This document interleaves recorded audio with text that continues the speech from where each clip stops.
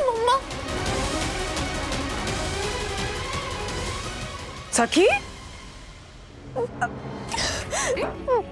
बाबा ये मुझसे क्या हो गया? प्लीज उसे बचा लो, प्लीज प्लीज उसे बचा लो। क्या हुआ? क्या सखी, क्या हुआ बेटा? मम्मा। हाँ हाँ। सखी कॉफी। Thank you. ये न्यूज़ सुन राज। यूएस में ओहियो में एक आदमी रोड पे जा रहा था और सडनली उसके सामने मीटियोर आके गिर गया। न्यूज़। ये न्यूज़ है। मीटियोर आकर गिर गया।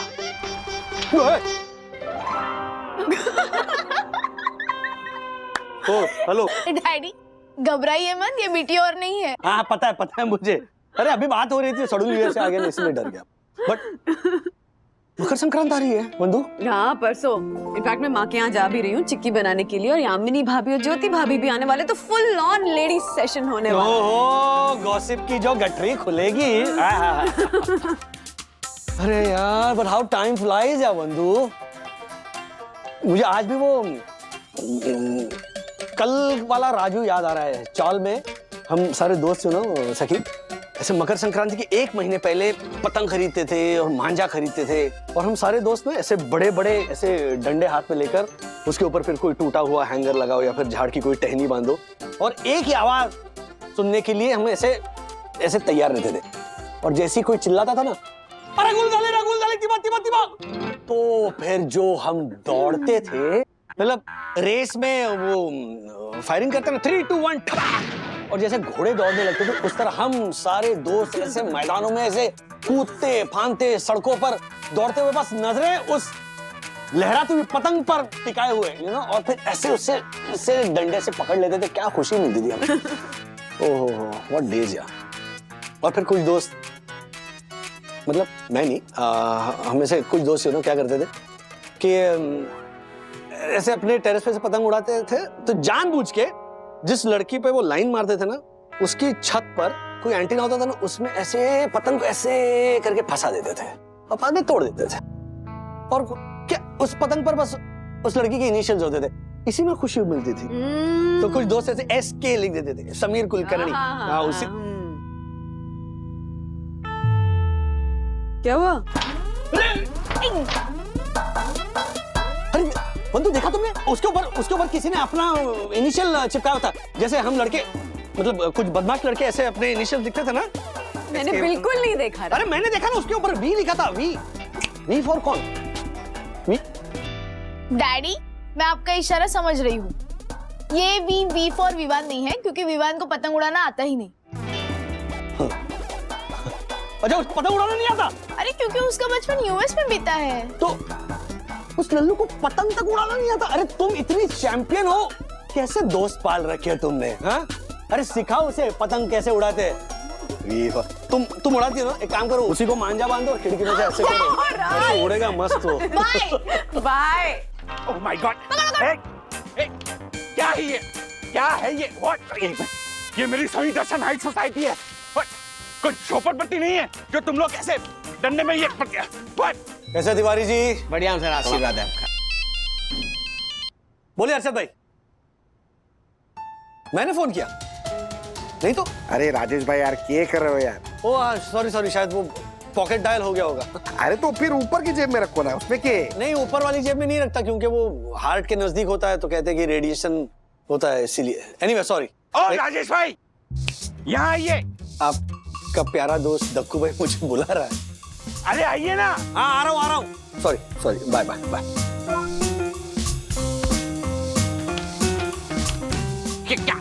क्या है ये?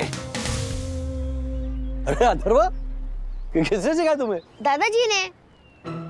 उन्होंने कहा था कि आप भी ऐसी पतंग पकड़ते थे। पता था मुझे, ऐसी करतूतें आपके खानदान से ही सीख सकता है। परम पूज्य वन्ना भाभी का एक भी संस्कार नहीं है इसमें। लकड़ी पर ऐसे कांटा लगाकर पतंग पकड़ रहा था, यहाँ भाग रहा था। Oh my God. अब सही कह रहे। अथर्व, दक्कू भाई इज राइट है। ऐसे सोसाइटी के गार्डन में या फिर सड़कों पर ना ऐसे पतंग पकड़ने के लिए दौड़ना अच्छी बात है। रिस्की है, आजकल बहुत रिस्की हो गया ये। बिल्कुल सही कहा आपने, और ये मैं बिल्कुल बर्दाश्त नहीं करूंगा। मैं ये लकड़ी और ये पतंग जब्त करूंगा और इन्हें सोसाइटी ऑफिस में ले जाकर इनसे माफीनामा लिखवाऊंगा। अरे दक्कू अंकल, हम कोई भी माफीनामा नहीं लिखने वाले, ओके? अथर्व, बड़ों से ऐसी बात नहीं करते, ओके? ऐसे ही बात करूंगा। इनका हर बार का नाटक है। जब हम क्रिकेट खेलते तो उनको बॉल चाहिए होती है, जब हम फुटबॉल खेल रहे होते तो उनको फुटबॉल चाहिए होती है, और आज पतंग चाहिए। और ऐसा नहीं कि गार्डन में खेल सकते हैं, गार्डन में खेले तो प्रॉब्लम, कंपाउंड में खेले तो प्रॉब्लम। इनका हर बार का नाटक है। इनके खुद के बच्चे नहीं, इसलिए इनको समझ नहीं आता। Shut up.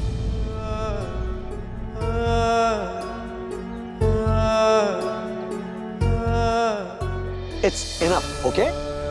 किससे सीखा तुमने ये सब? हाँ? लाओ डंडा।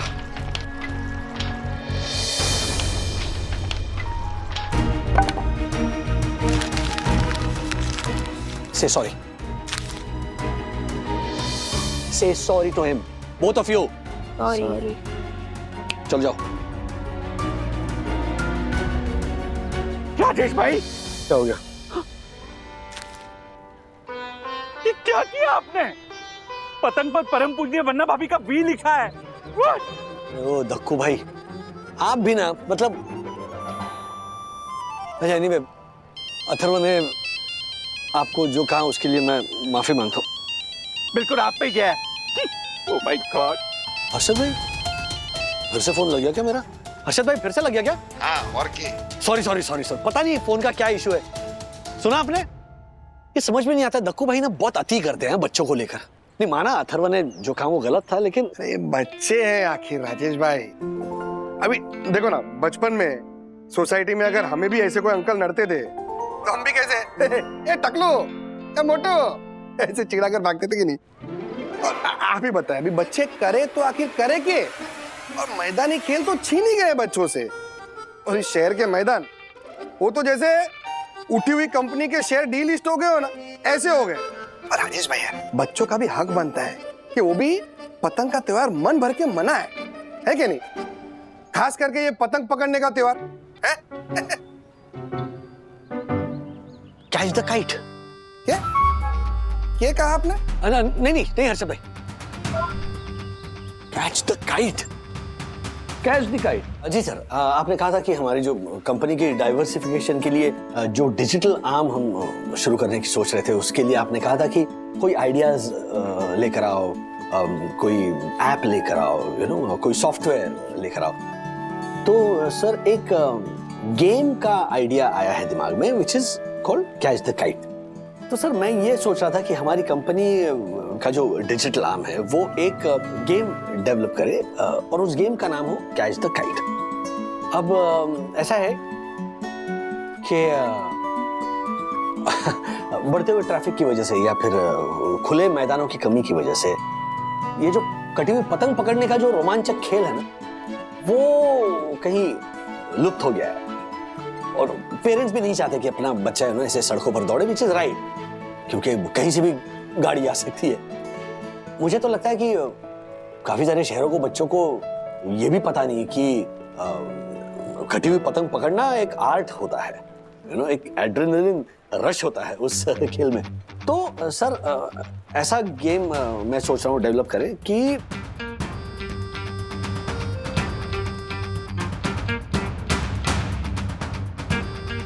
तो अगर आप कहो तो मैं इस पे और काम करूं सर। बड़ा जोक। अरे राजेश जी, देखिए ना, फॉरवर्ड मैसेजेस सुनेंगे? सर, आपने सुना ना मैंने जो कहा अभी? हाँ राजेश जी, वो वर्मा कंटेनर्स के कोटेशंस चेक किया आपने? वो sir GBTW। Get back to work, काम पे लगिए।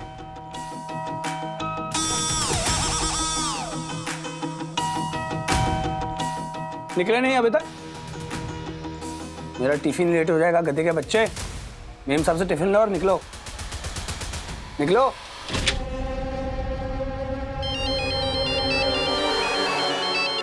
हाँ बोलिए हर्षद भाई। ओ राजेश भाई, एक क्या है यार? आपके फोन से मेरे फोन पे फिर से कॉल आ रहा है, ऑटोमेटिक कट भी हो जा रहा है। एक minute. I am so sorry Harshad भाई, सॉरी। यार कुछ करो, अपने फोन का कुछ करो, मार्केट का टाइम है, डिस्टर्ब हो रहा हूँ। सॉरी हर्षद भाई, गलती से लग गया। सॉरी।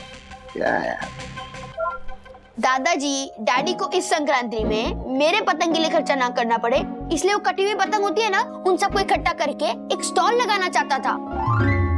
इसमें क्या गलत कर रहा था मैं? गलत तो नहीं था, तुम्हारा प्लान भी अच्छा था, लेकिन तुमने जोशीपुरा अंकल को जो कुछ बोला ना वो गलत था। तुम्हारी डैडी की जगह मैं भी होता ना तो तुम्हें डांटता। और अथर्व इतनी कितनी पतंग जमा कर लेता कि उससे तू स्टॉल खोलता, बिजनेस शुरू करता। ये सब नाटक करने की ना जरूरत नहीं है। तुझे पतंग उड़ानी है ना तो उसके लिए पैसे मैं दे दूंगी, उड़ा जितनी मर्जी उड़ा। नहीं राधिका, इसे स्टॉल लगाने दो। अरे सब प्रैक्टिकल अनुभव इसकी जिंदगी में काम आएंगे। अथर्वा, तू मुझसे पैसे ले, जाके होलसेल में पतंग ले आ और स्टॉल लगा। ओके। बोल कितने चाहिए, बोल। नहीं पापा, आप ऐसे नहीं देंगे। क्यों? अथर्व के बिजनेस में जो भी पैसे लगेंगे वो अथर्व खुद लगाएगा, तभी तो उसे पैसे की वैल्यू समझ में आएगी। तो मतलब आपकी परमिशन है मुझे? हाँ हाँ बिल्कुल है, क्यों नहीं होगी, लेकिन अपने बिजनेस का इन्वेस्टमेंट तुम खुद इकट्ठा करोगे। ये कहाँ से लगा पैसा? ओके, कर लूंगा मम्मी। मेरे पिगी बैंक में है ना 3000 रुपीज, वो सारे पैसे मैं अपने बिजनेस में डाल दूंगा। ब्रो, अपने नहीं हमारे। मेरे भी पिगी बैंक में बहुत सारे पैसे जमा है, तो मैं भी तेरा पार्टनर बनूंगा। ग्रेट। सो हम दो फ्रेंड्स कल साई दर्शन हाइट्स में एक स्टॉल लगाएंगे जिसका नाम होगा AV काइट्स स्टॉल। AV मतलब? अथर्व एंड विद्युत kites. Good luck good luck good luck. आइए आइए आइए, एवी काइट्स में आपका स्वागत है। आइए, पतंग ले जाइए, माजा ले जाइए, छत से उड़ाइए, मैदान से उड़ाइए, पेच लड़ाइए। आइए आइए, पूछे की धूम मचाइए। आइए आइए आइए, एवी काइट्स में आपका स्वागत है। आइए। बंद कीजिए सब। हेलो हटो, ये पतंग जब्त होती है, बंद कीजिए सब। बंद, गैर कानूनी है ये सब। क्या हुआ? ओह माय गॉड, काका सबसे पहले आप ये भोपू बंद कीजिए। दगड़ू से क्या हुआ? व्हाट दगड़ू दगड़ू? आप ये दगड़ू दगड़ू बोल के सोई दर्शन हाइट सोसाइटी के first citizen and honourable secretary advocate Dakshesh Joshipura का अपमान कर रहे हैं। तुझे पता है दगड़ू कौन है? No.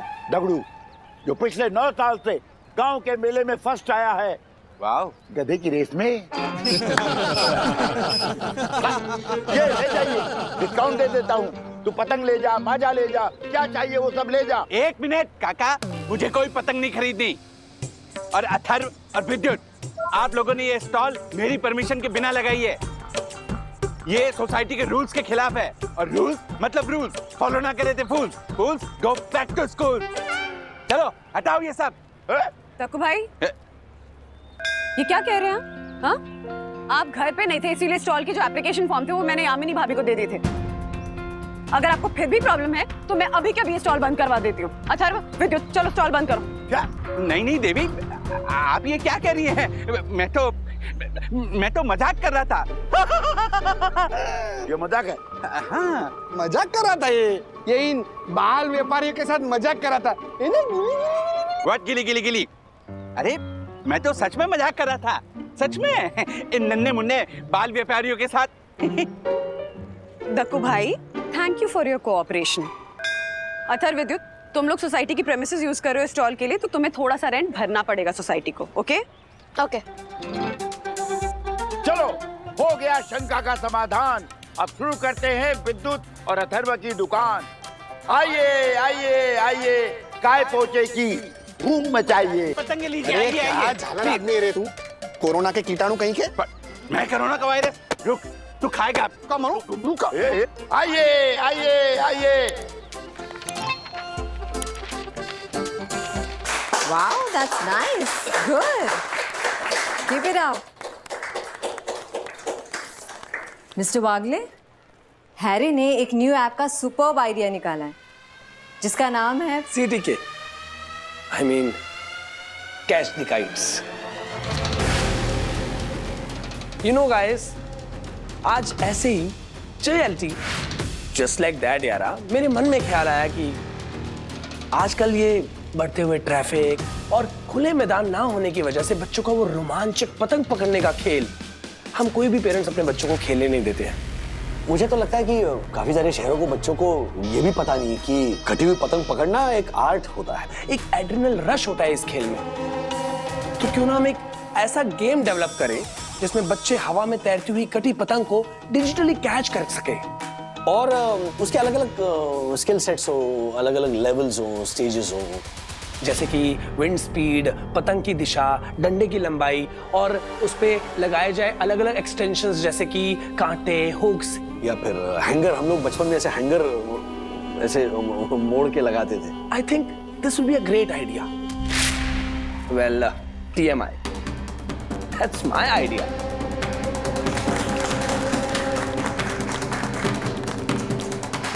What happened, Mr. Wagle? You DLMI? मेरा मतलब don't like my idea? आपको शर्म आनी चाहिए मिस्टर हैरी। मेरा आइडिया चुरा कर आप What nonsense you are talking, Mr. Wagle? आपका आइडिया, आपको शर्म आनी चाहिए दूसरों का क्रेडिट लेते हुए। HSS, I mean, have some shame. Anyways, guys, please get back to work. कमाल है यार।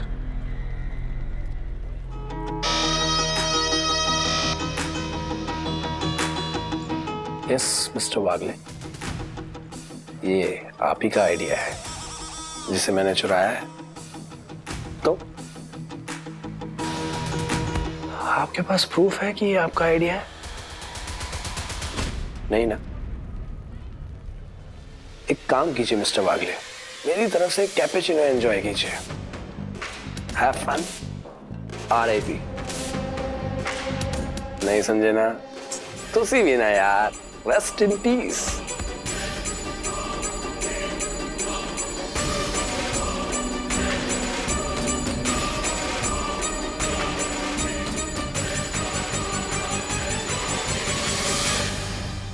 मम्मी आपको पता है पहले ही दिन हमने 3000 रुपीज की पतंग और मांचा बेचा है एंड उससे 30% प्रॉफिट। दैट मींस कि 900 रुपीज की स्टेट इनकम।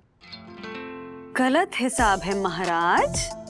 900 रुपीज की स्ट्रेट इनकम कैसे हो गई? हाँ अथर्वा, इसमें तुमने तुम्हारे जो पैसे खर्च हुए हैं या तुम्हारा जो इन्वेस्टमेंट है वो, विद्युत का जो शेयर हुआ वो, या जगह का रेंट वगैरह, ये सब कैलकुलेट किया है? अरे हाँ, ये सब भी तो माइनस होगा। वो क्या है ना कि कोई भी बिजनेस करने के लिए सबसे ज्यादा जरूरी अकाउंट्स की नॉलेज होना, नहीं तो आमदनी अठन्नी खर्चा रुपया और बन के रह जाओगे ठन ठन गोपाल। समझे? You're right। अब जैसी डैडी आएगी ना मैं उनसे नॉलेज गेन करूंगा। ओके, आ गए राज। यस डैडी, अब तो फ्रेश हो गए हो ना, प्लीज मुझे अकाउंट सिखा दोगे? बेटा अभी नहीं, मेरा सर है ना दर्द से फटा जा रहा है। डैडी बहाने मत बनाइए ना।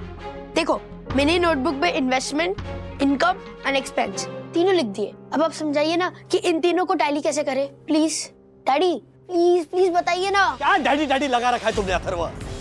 मैंने कहा ना मुझे शांति से बैठने दो, एक पल का चैन नहीं है तुम्हें। मैंने कहा ना मेरे सर में दर्द है। Just keep quiet here for some time. Raj, बात क्या है? ऑफिस में किसी ने कुछ कहा क्या? Sorry Atharva, but you know what happened?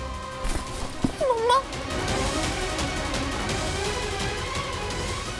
सखी, बाबा ये मुझसे क्या हो गया? प्लीज उसे बचा लो, प्लीज प्लीज उसे बचा क्या लो। हुआ? क्या सखी, क्या हुआ बेटा? मम्मा हाँ हाँ, क्या हुआ? बोल बोल ना, क्या हुआ? क्या मम्मा वो हम सब विवान के टेरेस पे पतंग उड़ा रहे थे और वो क्या क्या उस विमान ने? हाँ क्या क्या उसने बताओ, मैं अभी फोन लगाता हूँ उसे। राज, पहले सखी की बात तो सुन लो। नहीं नहीं, मुझे कुछ नहीं सुनना है। मुझे 100% यकीन है उसी ने कुछ किया होगा। नहीं डैडी। क्या नहीं डैडी, बताओ क्या किया उसने? हाँ अंकल मैं बताती हूँ। अंकल वो विवान और किसी ने कुछ नहीं किया। दरअसल बात यह है कि हम सब पतंग उड़ा रहे थे और आपको तो पता है सखी पतंग उड़ाने में चैंपियन है, सो हम सब उसे चीयर कर रहे थे और सखी ने पहले से पेच लड़ाया हुआ था और वो मांझा घसीट रही थी, तो अचानक से उसके सामने एक उड़ता कबूतर आ गया और सखी के मांझे से उसका पंख कट गया और वो नीचे गिर गया, जिससे सखी शॉक्ड हो गई। मम्मा वो मर जाएगा। मम्मा मैं अपने आप को कैसे माफ करूंगी? सखी रिलैक्स प्लीज, वो लोग गए ना वेद के पास, ठीक हो जाएगा। हाँ सखी, हादसा था, तुमने जानबूझ के थोड़ी किया। हाँ सखी, तुम्हारी कोई गलती नहीं बेटा, जो हुआ उसमें तुम क्या कर सकती हो? कुछ नहीं कर सकती ना, बस बस। नहीं मम्मा, मैं कर सकती हूँ। बाबा प्लीज उसकी जान बचा लेना, मैं आपको वचन देती हूँ, मैंने जो सोचा है वो मैं करके रहूंगी, बस उसे बचा लेना। हेलो, हाँ शिखर, क्या? हाँ मैं तुमसे बाद में बात करती हूँ। सखी गुड न्यूज़ है, वो कबूतर सेफ है और जब तक वो ठीक नहीं हो जाता विवान उसे अपने घर रखेगा। Thank you Baba, thank you. अब मुझे पता है मुझे क्या करना है।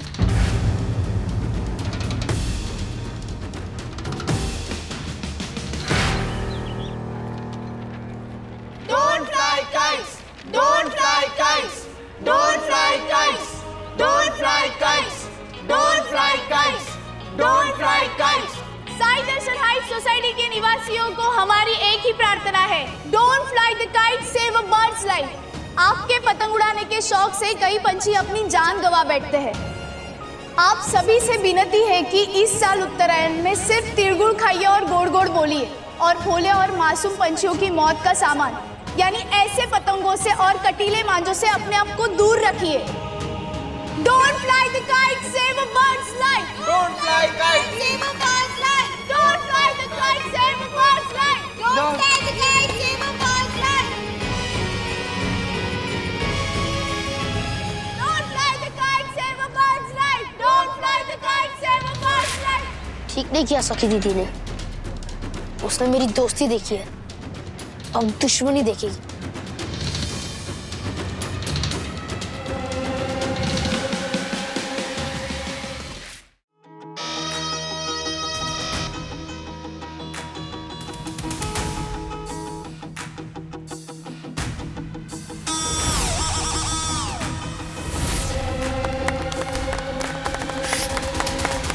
ये दासानी भी उनके साथ मिल गया। I know. तो let's go and meet the programmer. आज हम लंच 5 स्टार में करेंगे। मजा आ जाएगा सर। अच्छा हुआ मैंने आपकी टीम ज्वाइन कर ली। सीरीसी मतलब उसे भी ना यार, कट द क्रैप। लेट्स गो।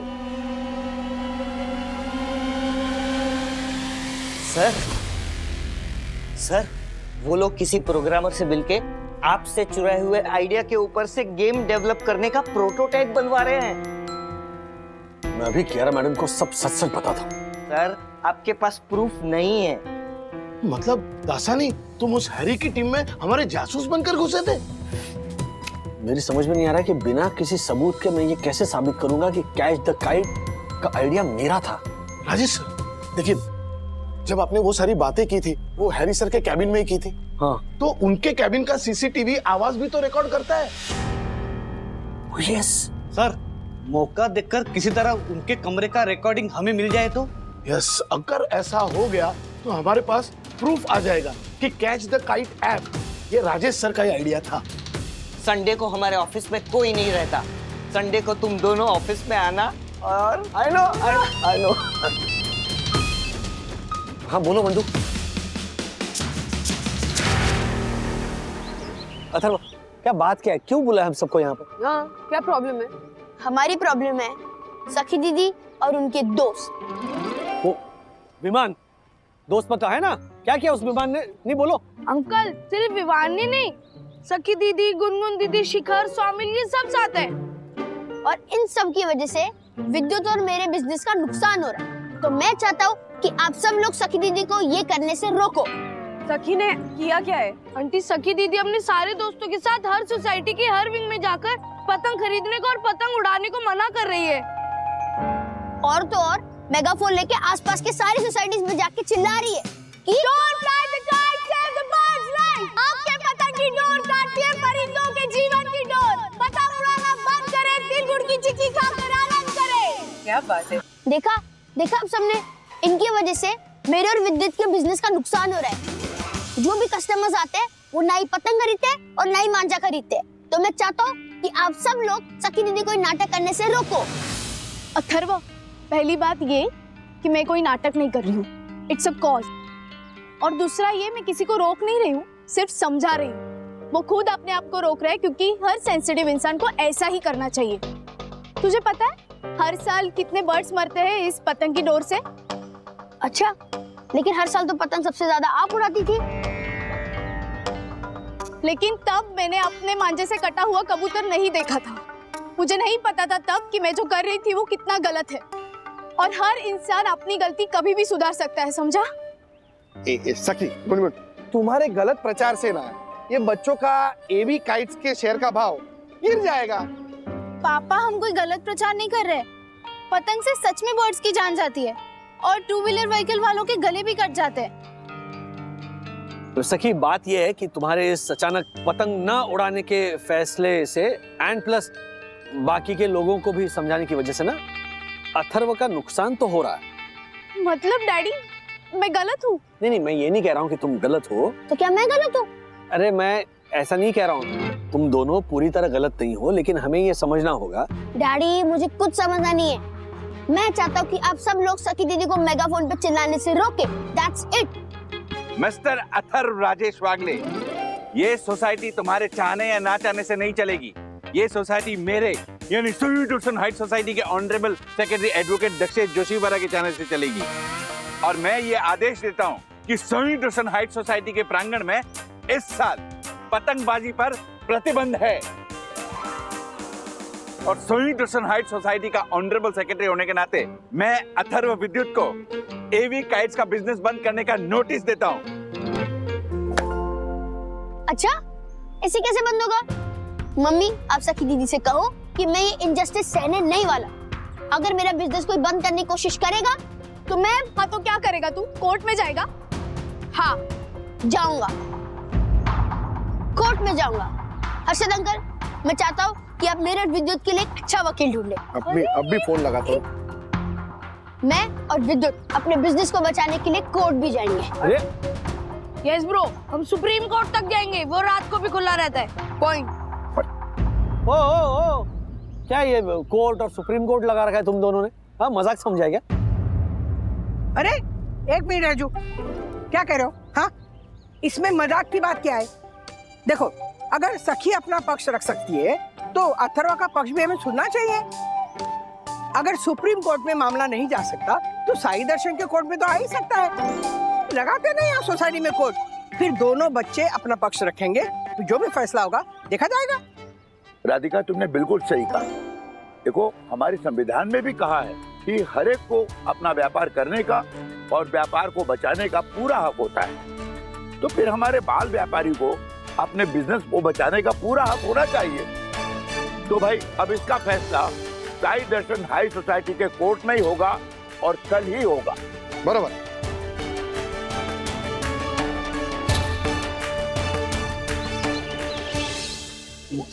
ये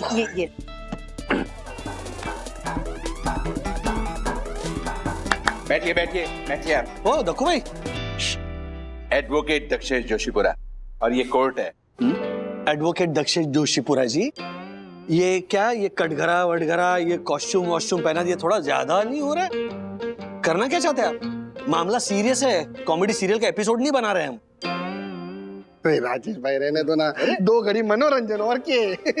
अरे अथर्व और सखी ये मुद्दा उठाते हैं, देखते हैं ना। आइए ना, बैठते छोड़ो इसको, झालर को। चलिए बैठिए, आप शांति बनाए रखिए, बैठिए। तो बच्चों शुरू करें? वन्ना भाभी, मां नहीं, जज बनिए। मुकदमा नंबर 1, सखी वागले विरुद्ध अथर्व वागले। ऑनरेबल कोर्ट अथर्व वागले को ओपनिंग आर्गुमेंट करने का आदेश देती है। ये अदालत है। मजा आ रहा है दक्कू भाई को, मजा आ रहा है। ओरिजिनल कोर्ट में कभी गए नहीं होंगे ना, यहाँ पे सब भड़ास निकल रहा है। यो ना, मैं अथर्व वागले और ये मेरा पार्टनर विद्युत अग्रवाल। मारो छोरो है। अच्छा। ओ, अच्छा। हम दोनों ने अपनी अपनी सेविंग से एक कंपनी शुरू की है जिसका नाम है एवी काइट्स। इस कंपनी का मेन बिजनेस है पतंग और मांझे बेचना, जिसके लिए हमने सोसाइटी के एक कोने में एक स्टॉल भी खड़ा किया, जहां से हम बड़ी शांति और शान से अपना बिजनेस चलाते थे, जिसके लिए हमने सोसाइटी से परमिशन भी ली थी एंड साथ ही साथ 100 रुपीस के हिसाब से एवरीडे रेंट देने के लिए भी तैयार थे। ये है सोसाइटी को दी हुई एप्लीकेशन की कॉपी, एग्जिबिट 1A।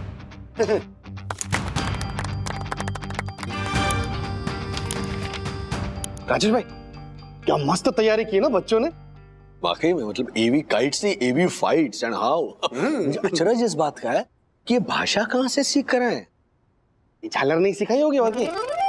जैसा कि मैं देख रही हूँ, मिस्टर अथर्व एंड मिस्टर विद्युत ने अपना ये जो स्टॉल लगाया है, उसके लिए इन्होंने सोसाइटी से प्रॉपर परमिशंस ली हैं, जिसके लिए रोज का 100 रुपए रेंट भी भरने के लिए तैयार है। और इनके पास ये जो कागजात हैं, उस पे सोसाइटी के सेक्रेटरी मिस्टर दक्षेश जोशीपुरा के दस्तखत भी हैं। हो गया ना, केस खत्म। सो मिस सखी, मिस्टर अथर्व और मिस्टर विद्युत जो भी बिजनेस कर रहे हैं, वो बिल्कुल कायदे में रहकर कर रहे हैं। आप अपना काउंटर आर्गुमेंट पेश कीजिए।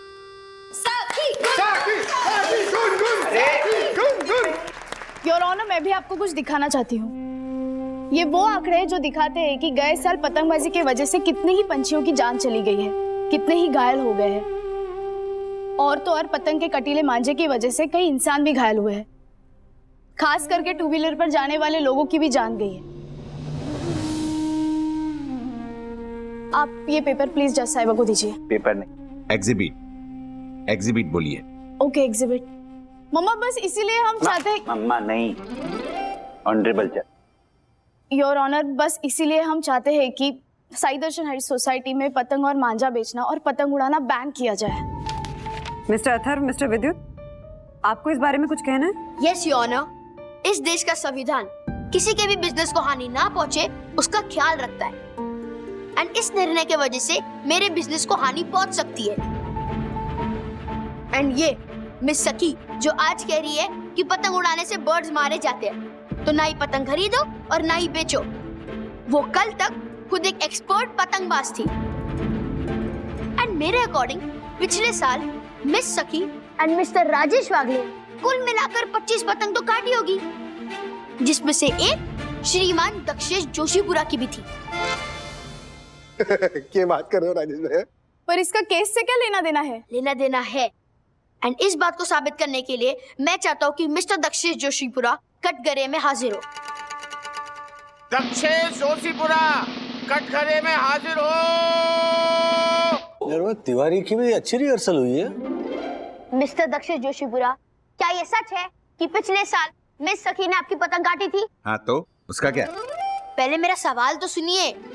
मिस्टर दक्षेश जोशीपुरा, आप ये बताइए कि जब पिछले साल मिस सखी ने आपकी पतंग काटी थी तो क्या आपको गुस्सा आया था? हाँ, तो पतंग कटेगी तो गुस्सा तो आएगा ही, उसमें क्या? और उनको वैसे भी आते ही रहता है। आप चुप रहिए ना। और आपने उस वक्त कहा था कि अगर मिस सखी पतंग ना उड़ाती तो कोई भी आपकी पतंग नहीं काट सकता था, है ना? इस बात का गवाह है विद्युत अग्रवाल। हाँ, तो उसमें क्या? माय ऑनर, ध्यान से सुनिए। मिस्टर दक्षेश जोशीपुरा चाहते थे कि मिस सखी पतंग ना उड़ाए, इसलिए जब मिस सखी ने पतंग ना उड़ाने का फैसला लिया तो मिस्टर दक्षेश जोशीपुरा ने तुरंत हाँ कर दिया। पता है क्यों? क्योंकि उनको पता था कि मिस सखी अगर पतंग नहीं उड़ाएगी तो ना ही कटेगी उनकी पतंग और ना ही कटेगी उनकी नाक। इसलिए इन्होंने मेरा बिजनेस बंद करवाने का नोटिस भेजा और साथ ही साथ साई दर्शन में पतंग उड़ाने पर बैन कर दिया। ये कैसा आर्ग्यूमेंट है? ये आर्ग्यूमेंट ये साबित करती है कि आपने आपके पर्सनल एजेंडा की वजह से मेरा बिजनेस बंद करवाया और ये कानूनन गलत है।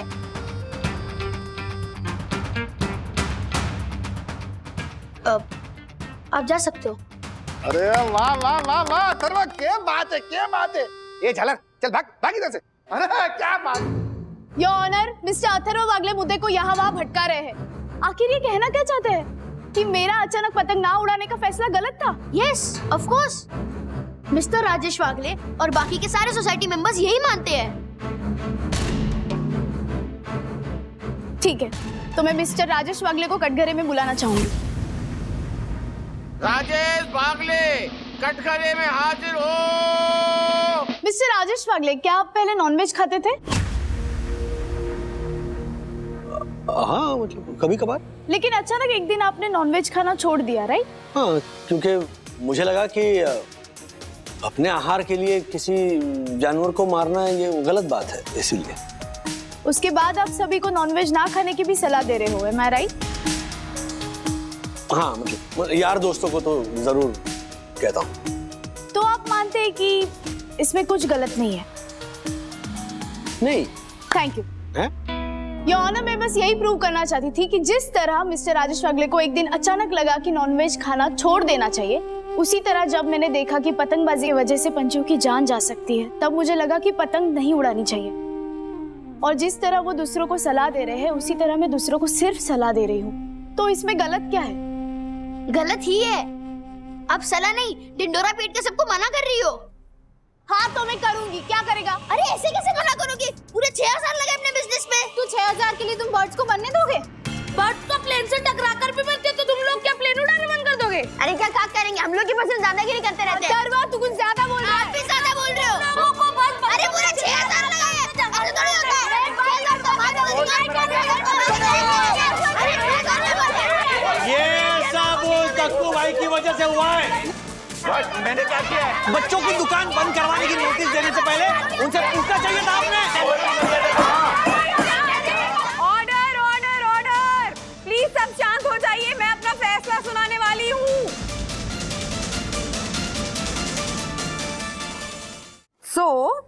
सखी, अथर्व, गुनगुन, विद्युत, आप लोगों के आर्ग्यूमेंट सुनने के बाद एक बात तो तय है कि पतंग उड़ानी चाहिए या नहीं, इस बात पे फैसला लेना बहुत ही मुश्किल है।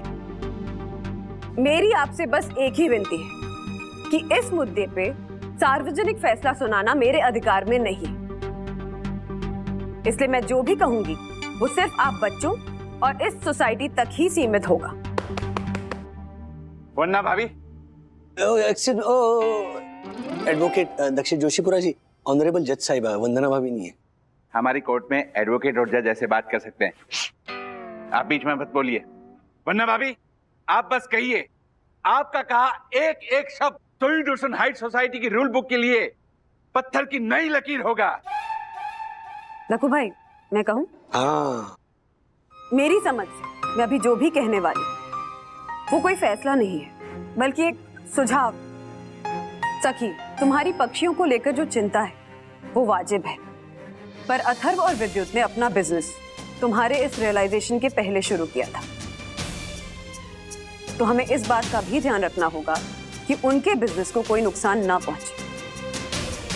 और इसीलिए अथर्व और विद्युत अपने एवी काइट्स का बिजनेस पहले की तरह चला सकते हैं। लेकिन अगले साल हम इस बारे में सोच समझकर फिर से निर्णय लेंगे। ओके। पतंग उड़ाना हमारे त्योहार का हिस्सा जरूर, लेकिन अगर हमारे पतंग उड़ाने की वजह से किसी को चोट पहुंचती है या किसी की जान जाती है, तो यही पतंग उड़ाना गलत हो जाता है, पाप हो जाता है। तो पतंग उड़ाते वक्त हमें इस बात का ध्यान जरूर रखना है कि हम उसे ऐसी खुली सड़क पर ना उड़ाएं जहां 2 व्हीलर वाले आते जाते, या जहां पक्षी दाना चुगने, या ऐसे घने पेड़ों के आसपास ना उड़ाएं जहां पक्षियों के घोंसले, और ऐसे वक्त ना उड़ाएं जब पक्षी अपने घोंसले पर लौट रहे हैं। तो अथर्व और विद्युत, आप दोनों को खासकर इस बात का ध्यान रखना है, आप जिसे भी पतंग बेचें उन्हें भी ये बात समझाएं कि उनके पतंग उड़ाने की वजह से किसी भी जीव को नुकसान नहीं पहुंचना चाहिए। और अंत में जज साहिबा, अगर आपकी परमिशन हो तो मैं इसमें और कुछ ऐड करना चाहूंगा। No permission. लकू भाई, जज मैं हूं ना? हाँ, thank you. Mister Rajesh Wagle, please बोलिए। दरअसल सखी की जो चिंता है ना, वो ये है कि मांझे की वजह से पंछियों को या फिर इंसानों को चोट पहुंचती है, और वो चोट कभी कभी जानलेवा भी हो सकती है ना सखी? तो उस सिलसिले में ना एक इलाज मुझे सूझ रहा है, लेकिन सबसे पहले हमें वो इलाज अपनाना होगा, तब जाके हम एक्सपेक्ट कर सकते हैं कि बाकी के लोग भी उसे अपनाएं। अब इलाज ये है कि जो मांझा होता है वो सबसे पहले क्या होता है, वो अपने ओरिजिनल फॉर्म में होता है। वो एक सादा सिंपल सा धागा होता है। उस पर जब कांच की पाउडर और गोंद का लेप लगता है तब जाके वो घातक मांझा बन जाता है। तो ये हमारी नैतिक जिम्मेदारी है कि हम वो घातक मांझा इस्तेमाल ही ना करें। सादे मांझे से मतलब सादे धागे से पतंग उड़ाएं। लेकिन फिर कुछ लोग कहेंगे तो फिर उत्सव का क्या मतलब, हम उत्सव क्यों बनाएं? तो उस पर मेरा जवाब यह है कि मनुष्य कई बार अपनी प्रगति के लिए, अपने अस्तित्व को बनाए रखने के लिए कुछ ऐसे निर्णय लेता है जो प्रकृति को क्षति पहुंचाते हैं। फॉर एग्जाम्पल, पेड़ कटा, नाव बनी तो दरिया पार हुआ तो विश्व नजदीक आए। लेकिन पेड़ कटा, उसी तरह पर्वत कटा, उसमें से धातु मिले, उसमें से कोयला मिला, हीरे मिले, सुरंग बनी, यात्राएं बढ़ी, लेकिन पर्वत टूटा। तो क्या करें? अब ऐसे देखा जाए तो जीने के लिए ऑक्सीजन बेहद जरूरी है। लेकिन क्या आप लोगों को पता है, ऑक्सीजन जो है वो धीरे धीरे हमारे शरीर में जो कोशिकाएं हैं, जो सेल्स हैं, वो मार रहा है। तो फिर सांस ना ले। अगर सांस लेना बंद करेंगे तो हम इसी वक्त यहीं पर गिर जाएंगे। उसी तरह उत्सवों का है। क्या ना, बात छोटी सी है, हमें इस सब के बीच ना एक संतुलन खोजना है कि कैसे बनाए एक ऐसी दुनिया जहां पर उत्सव का आनंद भी हो और जीव दया का उद्देश्य भी सफल हो। आसमान में पंछी भी उड़े और पतंग भी। ऐसा कुछ सोचना होगा, है ना अथर्व? डैडी, मैंने सोच लिया है। हम दोनों पतंग और मांझे तो बेचेंगे, पर वो मांझे पे कांच नहीं होगा। सिर्फ किसी की पतंग काटने का मजा लेने के लिए मैं किसी की जिंदगी की डोर नहीं काट सकता ना। शाबाश सखी। That's like my brother. और अंत में सोई दर्शन हाइट सोसाइटी का ऑनरेबल सेक्रेटरी होने के नाते मैं ये आदेश देता हूँ कि एवी काइट्स का बिजनेस अब बंद नहीं होगा। और हमारी सोई दर्शन हाइट सोसाइटी में उत्तरायण का त्योहार मनाया जाएगा। लेकिन पतंगे सिर्फ टेरेस पर या फिर गार्डन में उड़ाई जाएंगी और इस बात पर विशेष ध्यान दिया जाएगा कि पक्षियों को हानि ना पहुंचे। और कांच वाले मांझे का प्रयोग बिल्कुल वर्जित है।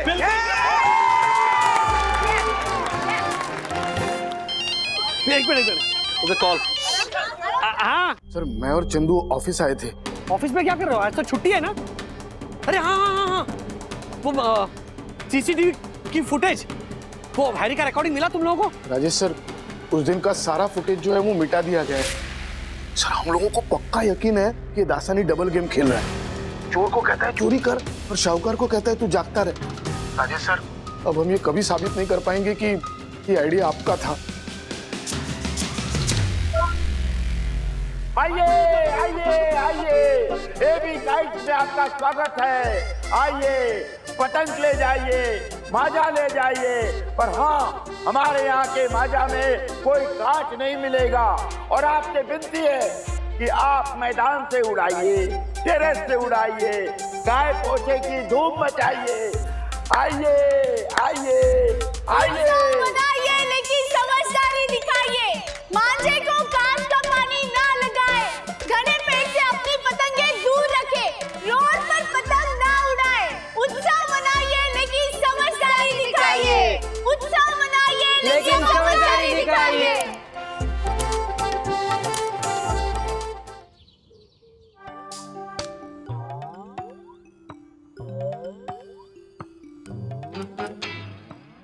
चलो, गरम पकौड़े पे टूट पड़ो यार। हे भगवान, ये क्या? यह तो पहले ही सब कुछ टूटा फूटा पड़ा हुआ है। क्या कर रहे हो तुम लोग? दादी, मुझे और विवान को ना हमारे डांस ड्रामा के लिए कुछ पुरानी चीजों की जरूरत थी। थीम और सेटअप ना 1950 और 60s का है ना, तो विंटेज फील के लिए विंटेज प्रॉपर्टीज चाहिए।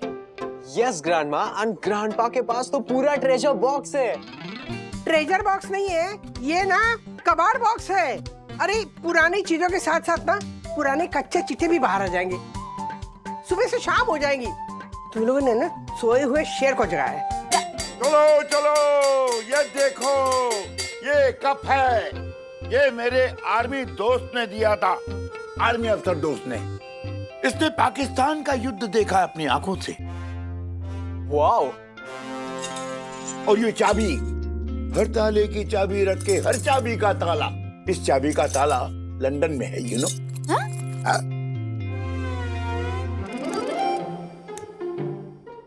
Wow grandpa, what a cool lighter. ये आपका है? हाँ, मेरा नहीं, एक दोस्त, मेरे एक दोस्त का है, रह गया था। लेकिन लाते कहाँ से हो आप ये सब? चोर बाजार। चोर बाजार।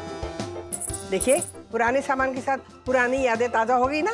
अब बस चलिए, ये पकौड़े है ना, ठंडे हो रहे हैं, बासी हो जाएंगे, खाइए जल्दी से। और ये आपका ये फटीचर सामान समेटिए जल्दी से। हाँ हाँ।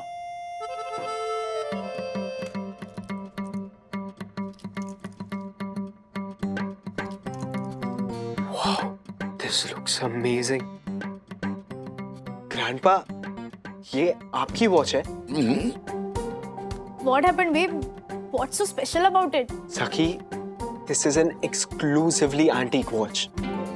तुम्हें पता है आज की डेट में इस वॉच का प्राइस क्या होगा? At least 1 lakh. क्या? What?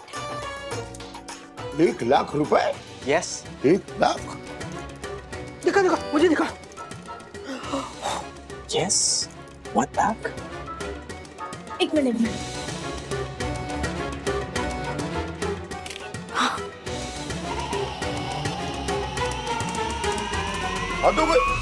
अब मुझे क्या पता था कि सब लोग मेरी इस घड़ी को बेचने पर ही तुल जाएंगे। अथर्वा ने ऐड भी दे दिया कि मेरी घड़ी बिक जाए। अब मूड ऑफ नहीं होगा तो राधिका क्या होगा? अरे मुझे नहीं बेचनी घड़ी मेरी, कोई जबरदस्ती है क्या? आप भी ना कभी कभी बच्चों जैसे हरकत करते। अच्छा देखिए, अच्छा बाबा यहाँ खड़ी रहती, मैं क्या कहती हूँ, आप समझिए कि ये घड़ी जो है ना, ये आपकी गुल्लक है जिसमें आपने सालों साल पैसे जमा किए हैं, बड़े प्यार से रखा है उसे आपने। लेकिन अब क्या है, अब गुल्लक भर गई है, तो भरी हुई गुल्लक तब तक काम नहीं आ सकती जब तक उसे तोड़ेंगे नहीं, है कि नहीं? राधिका, जब तुम इस तरह से मीठी मीठी बातें करती हो ना, तो मुझे डर लगता है बाबा। अच्छा सुनिए, अगर इस घड़ी के 1 लाख रुपए मिलते हैं ना, तो वो ना राजू के काम आ जाएंगे, उसके कितने प्रॉब्लम सॉल्व हो जाएंगे। देखिए, हमारा दादर का घर भी नहीं बिका है, वहां पैसे अटके पड़े हुए हैं, और राजू की जिंदगी में रोजमर्रा के कुछ ना कुछ खर्चे चलते ही रहते हैं, वो सॉल्व नहीं हो रहे। मैं क्या सोच रही थी, आपका जो कबाड़ आपने इतने संभाल के रखा है ना, वो इस वक्त राजू के काम आएगा, है कि नहीं? है ना? देखा राधिका, मुझे पता था एक न एक दिन मेरा ये कबाड़ किसी खजाने से कम नहीं होगा। हाँ। अब देखो, हीरा भी तो आखिरकार कोयले के बीच ही रहता है ना। बिल्कुल। You must be knowing. See the fun. ये हुई ना सीनियर वागले जैसी बात। अब इसका सौदा भी सीनियर आदमी नहीं करना चाहिए, मतलब आपने करना चाहिए। तो ध्यान से सुनिए, अगर इस घड़ी के लिए कस्टमर आया ना, तो आप सौदा पक्का कीजिए, अब पैसे ले लीजिए, बस। आपका कोई भरोसा नहीं है। देखिए, घर आई लक्ष्मी को ना ठुकराना नहीं चाहिए। हाँ, मैं बाजार जाके आती हूँ, थोड़ा काम है, ठीक है? सोचिए।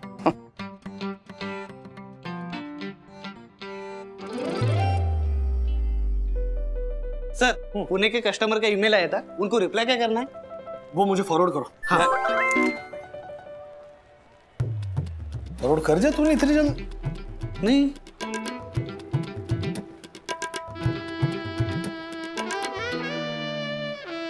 एक लाख की घड़ी? I know. ये ऐड अथर्व ने डाला है। सर, आपने हमें बताया नहीं, घर में इतनी प्रॉब्लम चल रही है कि आपको पुराना सामान बेच के ये। आई नो सर, पुराना सामान बेचकर पैसे इकट्ठा करने की नौबत आ गई। सर, हम क्या इतने पराये हो गए थे कि आप। सर, ऐसी वाली घड़ी तो मेरे मामा के पास भी थी।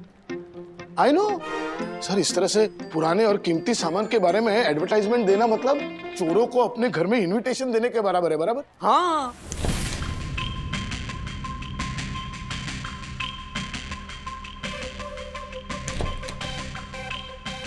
आप नमस्ते, श्रीनिवास वागड़े जी आप ही है? जी मैं हरिश्चंद्र खरे।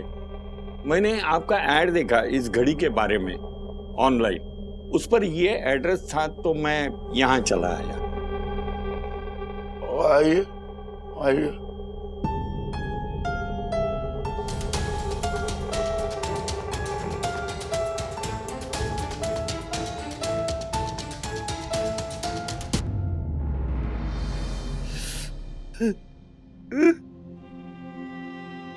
आप रो क्यों रहे हैं?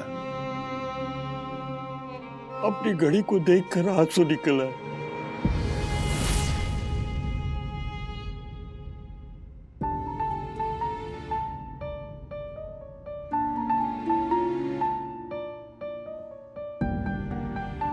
ये घड़ी जो है ना, असल में मेरी है। क्या?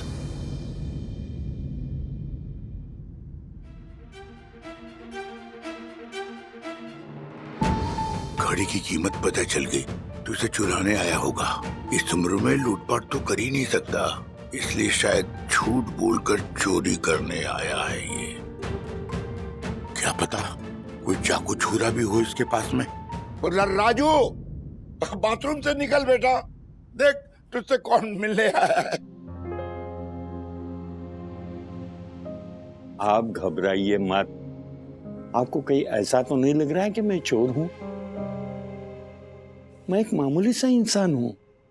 आप घबराइए मत। अब बात ये ऐसी कर रहे हैं, कैसे कह सकते हैं आपकी ये घड़ी आपकी है?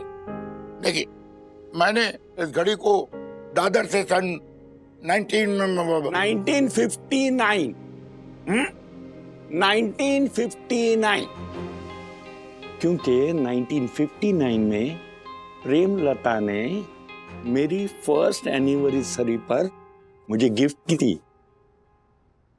प्रेमलता ने? मेरी पत्नी। ओ। लेकिन पता नहीं 2-4 महीनों के बाद ये घड़ी घर से चोरी हो गई और फिर 93 की बम ब्लास्ट में प्रेमलता भी चली गई, मुझे अकेला छोड़कर। और घड़ी चुराने वाले ने दादर में किसी दुकान में पहुंचा दी उसे। लेकिन घड़ी की असली रिसीट मेरे पास है। हाँ, ये देखिए, 1959।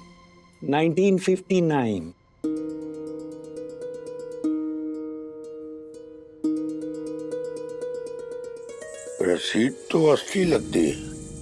रसीद असली है। हाँ? और घड़ी भी, क्योंकि ये घड़ी मेरे प्रेमलता की आखिरी निशानी है, जिसमें उसकी यादें बसी है, उसका प्यार है, जिसे मैं खो चुका था। श्रीनिवास जी, क्या ये घड़ी मैं ले जा सकता हूं? क्या? आप समझ नहीं रहे हैं। ये घड़ी बंद पड़ी है, मैं इसे ले जाऊंगा और रिपेयर करूंगा। प्रेमलता तो चली गई, अब ये घड़ी मेरे पास रखकर मैं क्या करूंगा? लेकिन अगर इसे मैं रिपेयर करूंगा तो ये घड़ी चलती रहेगी, जैसे प्रेमलता की यादें मेरे मन में चलती है। मैं आपकी बात समझा नहीं।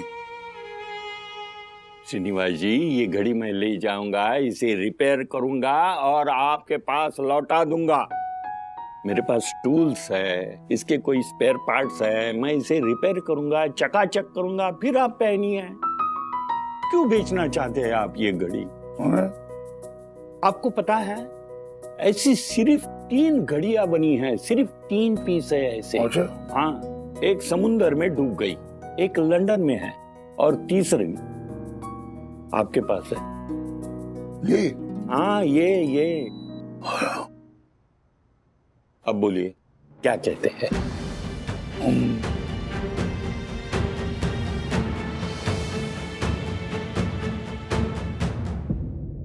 ओके, मिलेंगे जल्द।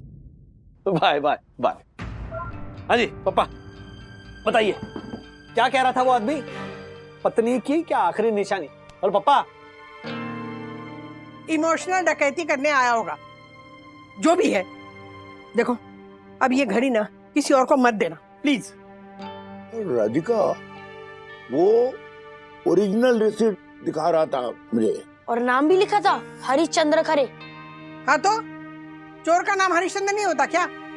कलयुग का हरिश्चंद्र है। हाँ बता रही हूँ मैं, झूठ बोल रहा है वो। हाँ हो भी सकता है पर हो नहीं सकता है।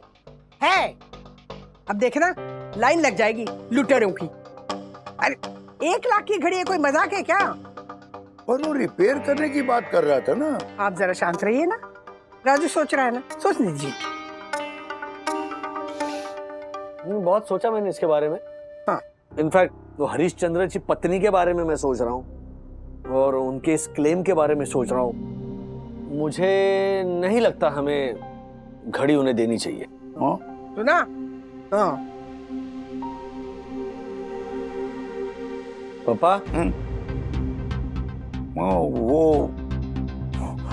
वो मैंने घड़ी उसे ऑलरेडी दे दी है।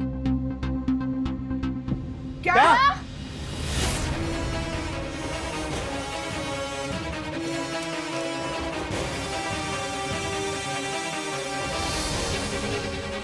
कांटेक्ट नंबर है उनका? नहीं। ये भगवान। नहीं। Very good.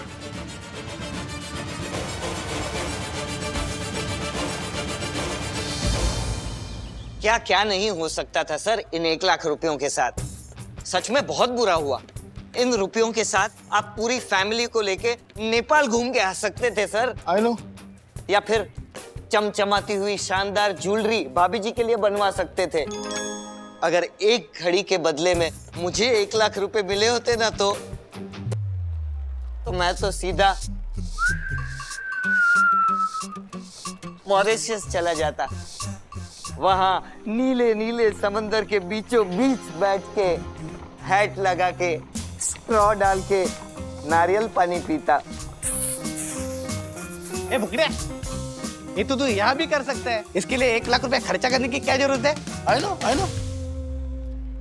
वैसे राजेश सर, आप जिस उम्र के आदमी के बारे में बता रहे हैं ना, उतने बुढ़े आदमी का चोर उच्चक का होना बहुत मुश्किल है।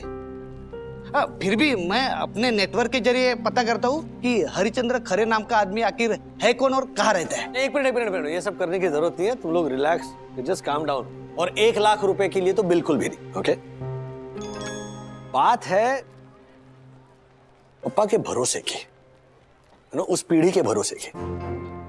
हरिश्चंद्र जी ने कहा है पापा से कि वो घड़ी रिपेयर करने ले जा रहा है, राइट?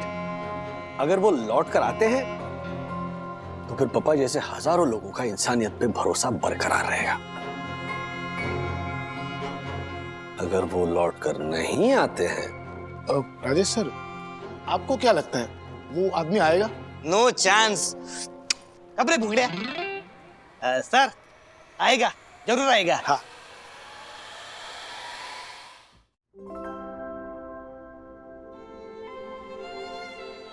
दो दिन हो गए, कोई आता पता नहीं उस राजा हरिश्चंद्र का। नहीं, वो आएगा, जरूर आएगा और घड़ी रिपेयर करके ले आएगा। देखिए पापा, वो ठीक है ना, घड़ी हरिश्चंद्र खरे की किस्मत में थी तो कोई बात नहीं ना, आप प्लीज जाने दीजिए। हाँ, मेरी साड़ी जब बर्तन वाली लेके गई थी, हाँ तो कितना हंसे थे आप। अब आपका चेहरा देखिए, मुंह पे 12 बजे हैं आपके। ओहो, जाने दीजिए ना, घड़ी गई है, समय तो नहीं रुका। मैं आपके लिए ना 15 मिनट में ना खोपरे की चिक्की बना के लाती हूँ, जायफल डाल के। हाँ, अरे जरा मुस्कुरा तो दीजिए, मुस्कुराइए ना। मुस्कुरा भी दूं राधिका, पर मेरी दुविधा ये है कि मुझे आज भी यकीन है कि समय भले ही बदलता रहे पर इंसानियत कभी नहीं बदलेगी ना। दादाजी, लेकिन उस घड़ी की एक्चुअल वैल्यू कुछ भी नहीं है। हैं?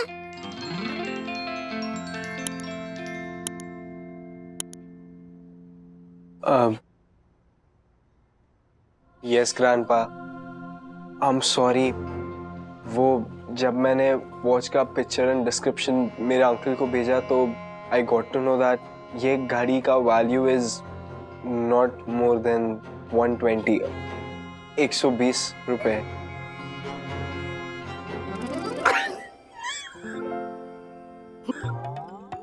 क्या 120 रुपए? लो, 120 रुपए के लिए इतनी माता बच्ची की। घड़ी रे घड़ी देखो गले में पड़ी। पापा ठीक है ना, 120 रुपए की थी ना, तो चलेगी तो कोई बात नहीं। अरे अब तक तो उस राजा हरिश्चंद्र को पता चल गया होगा कि घड़ी कबाड़ की है। देखो, घड़ी 1 लाख की हो या 120 रुपए की, वो घड़ी रिपेयर करके लाएगा और जरूर आएगा। नहीं आएगा। आएगा। नहीं आएगा। आएगा। अच्छा ठीक है, आएगा। वो आएगा। हाँ।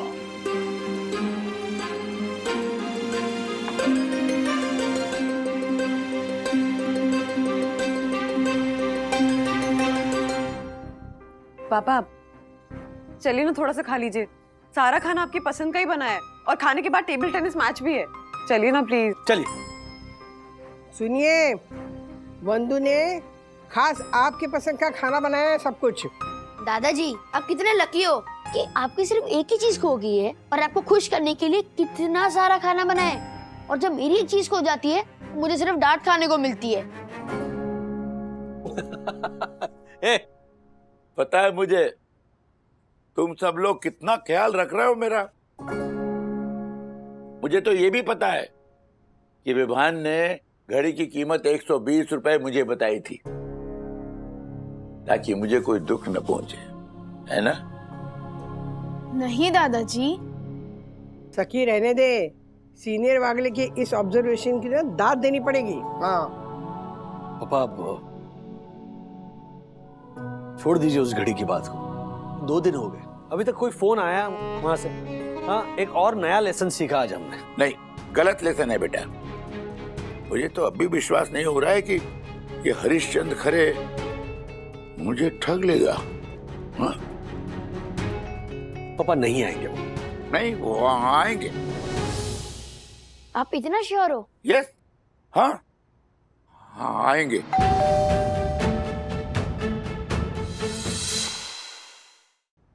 पापा नहीं आएंगे वो। नहीं, वो आएंगे।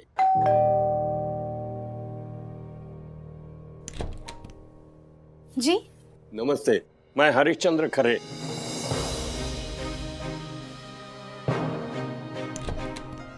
आइए आइए आइए।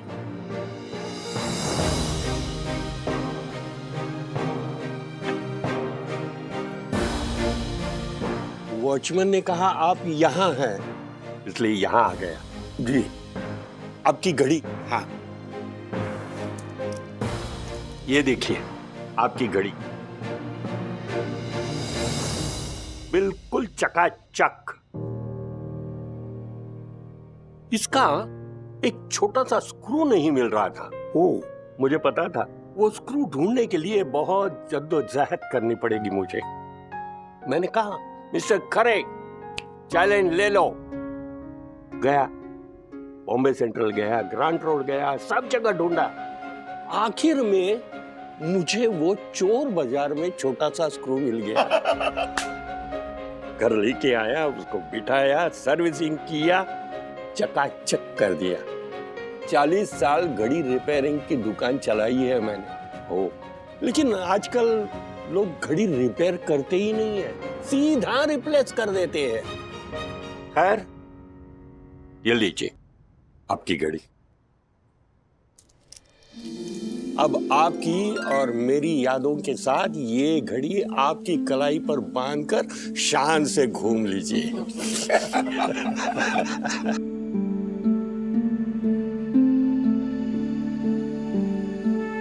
क्या हुआ, ऐसे क्यों देख रहे हैं आप?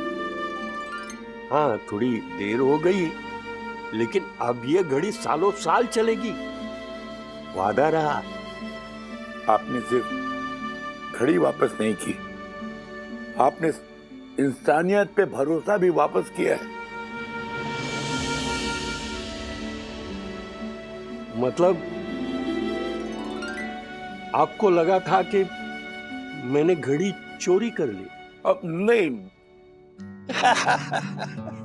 होता है। ऋषिधर जी, आपने पापा की बात सही साबित की। समय भले बदले लेकिन इंसानियत नहीं बदलनी चाहिए।